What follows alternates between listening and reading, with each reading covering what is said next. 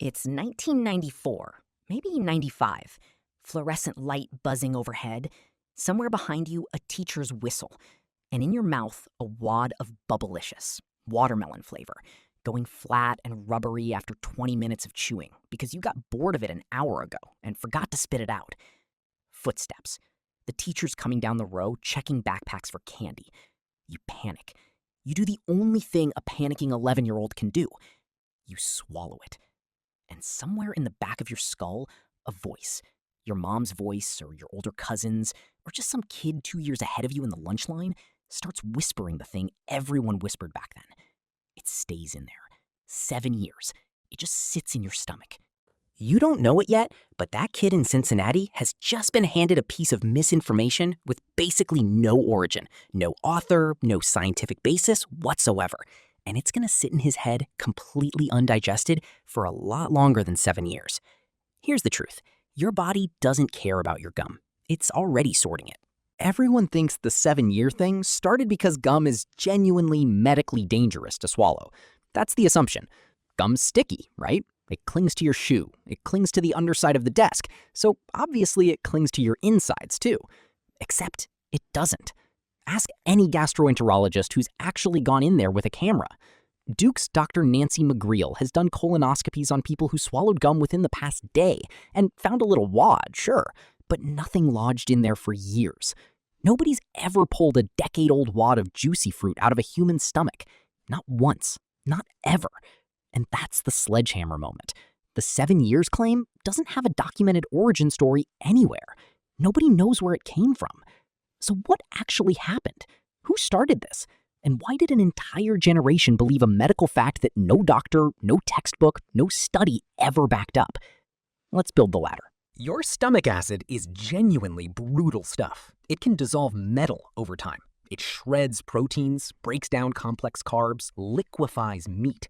And it meets gum base. Modern gum isn't tree sap anymore. It's a synthetic polymer blend, basically food-grade rubber. And it just shrugs.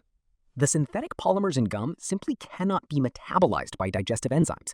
Your gut can't touch it. But, and here's the part people skip, your gut doesn't need to digest something to move it. Digestion and transportation are two completely different systems. Your intestines squeeze and push everything along, whether it's broken down or not. The same muscular waves that move a cheeseburger move a wad of Trident. So the gum base just goes along for the ride. It hitchhikes through your gastrointestinal tract, maintaining its structure while everything around it gets processed. Let that sit for a second. Here's where it gets weirder. Gum isn't one substance. It's basically a smoothie of stuff wearing a rubber trench coat. The sweeteners, sorbitol, aspartame, whatever, those get pulled off and absorbed just like sugar from anything else you eat. The flavorings? Gone. Absorbed. Even some of the softening agents get processed.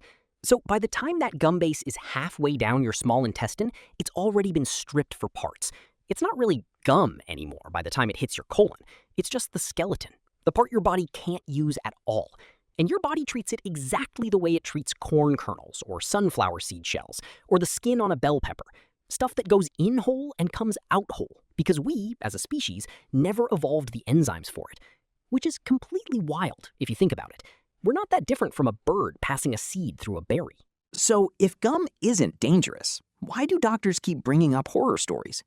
Because in 1998, a pediatrician named David Milov published a report in the journal Pediatrics about 3 kids who ended up with actual gastrointestinal blockages from gum. Not from swallowing one piece once, from a pattern. 2 of those kids were given gum as a reward for good behavior, and their method of disposal, every single time, was to swallow it. Day after day, wad after wad, no spitting, ever. That's not folklore. That's a documented, published, peer-reviewed medical case. A literal bezoar, a hardened mass of undigested material built up in their gut like a rubber tumor. One needed intervention to remove it. So here's the twist nobody tells you. The 7-year myth is completely false, but the fear underneath it wasn't crazy. It just pointed at the wrong villain. It's not time that's dangerous, it's repetition. A kid swallowing gum once a month for 10 years never builds a bezoar. A kid swallowing gum 3 times a day for 3 weeks straight absolutely can. Now, stay with me, because this exact same pattern of using exaggerated fear to control behavior pops up in places that have nothing to do with medicine. Picture a warehouse in Bentonville, Arkansas, sometime in the early 2000s. It's a Walmart corporate meeting where a product team is debating printer ink cartridges, not gum, printers.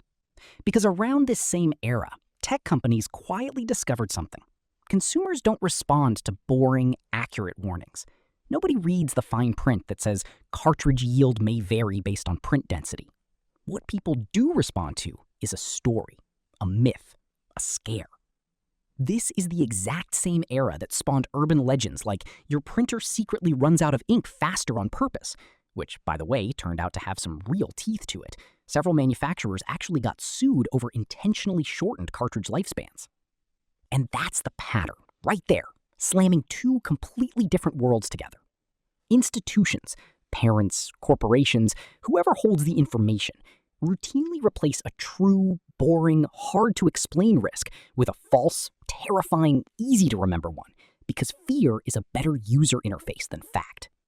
It stays in your stomach for 7 years is easier to say to a 6-year-old than, please don't develop a compulsive habit of swallowing non-food items, because in rare pediatric cases, this can cause bowel obstruction requiring surgical intervention. One of those sentences a kindergarten teacher can say in 3 seconds flat. The other one needs a doctor and a pamphlet. So the lie won. It always wins.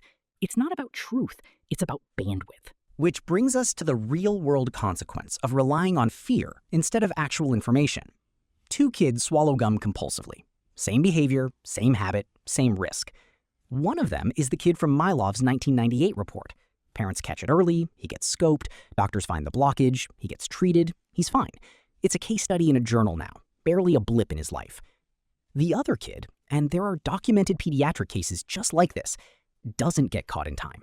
No insurance, no regular pediatrician, no scan until the pain gets bad enough that it's an emergency room visit instead of a checkup.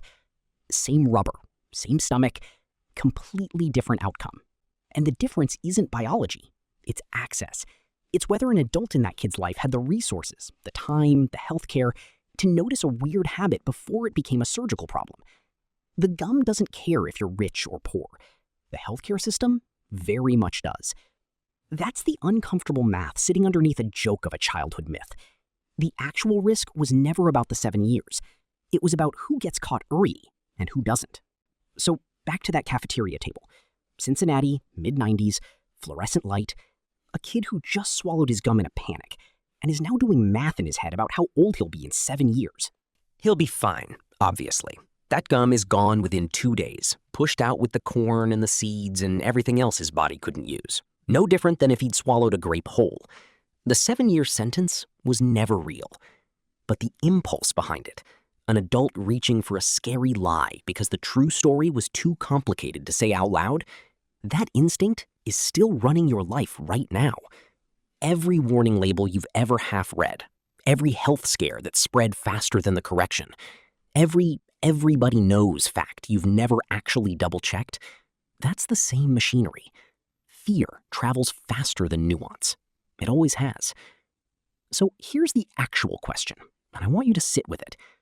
What's something you've believed your whole life, something you've never once fact-checked, that you're only repeating because someone scared you with it before you were old enough to ask why?